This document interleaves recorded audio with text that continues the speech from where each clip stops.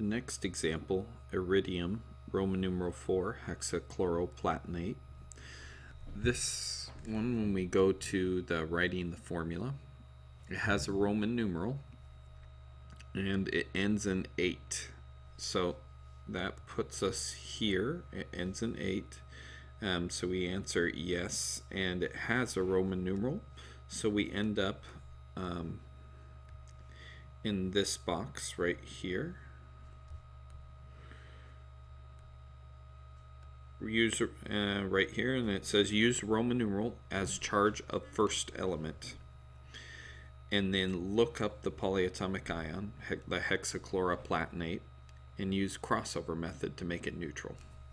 So going back to this, iridium has a +4 charge, and I'm going to write it in a different spot so we can do the crossover method. Iridium has a +4 charge. Looking up the chlorohexaplatinate on the back of your periodic table, hexachloroplatinate, hexa, that means 6, and so you have 6 chlorines with the platinum with a -2 charge. So the formula is Pt for the platinum, 6 chlorines, and it has a -2 charge.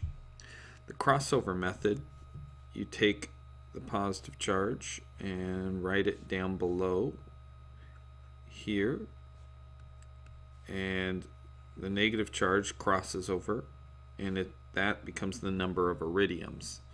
So when you rewrite this, you rewrite it without charges, and you have 2 iridiums, and then you have 4 of the hexachloroplatinates.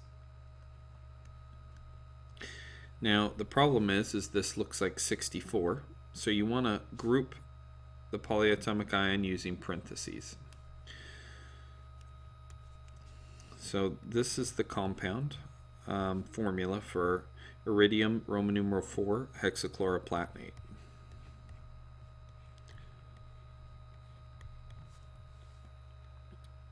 Down below, writing the name for AuAtO3.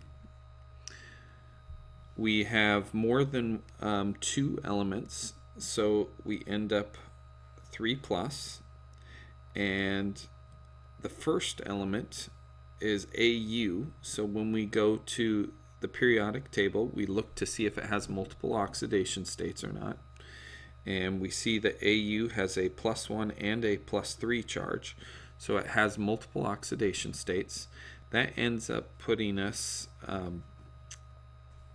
right here, and we're going to be naming the first element. Au was gold, and we're going to put a Roman numeral in parentheses indicating its charge. Well, we've got to figure out what its charge is based on the second element, or in this case, polyatomic ion.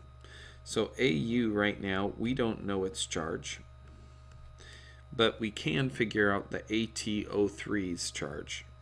So when we go to the back, or the polyatomic ion, AtO3 is called acetate. And acetate has a -1 charge, and so AtO3 has a -1. The gold must balance it out, so it must have a +1 charge. So we're going to write gold with a Roman numeral 1 to show its charge, and then the polyatomic ion's name is acetate.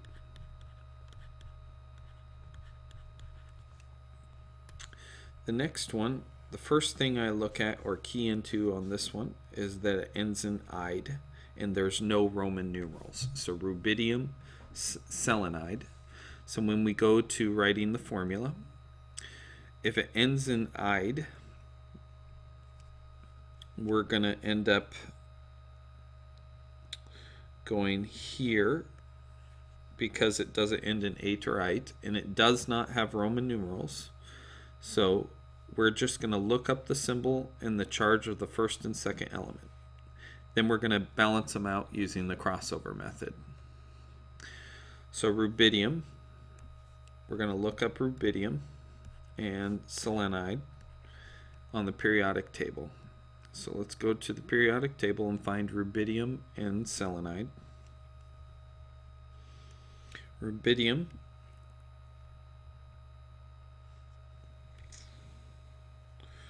over here has a +1 charge, and the selenide has a -2 charge. You use the number at the top of the periodic table. So if rubidium has a +1 charge and selenide has a -2, we're going to use the crossover method and put the 2 down below on the rubidium and the 1 on the selenide. So this gets rewritten as Rb2Se because we don't need the 1 there.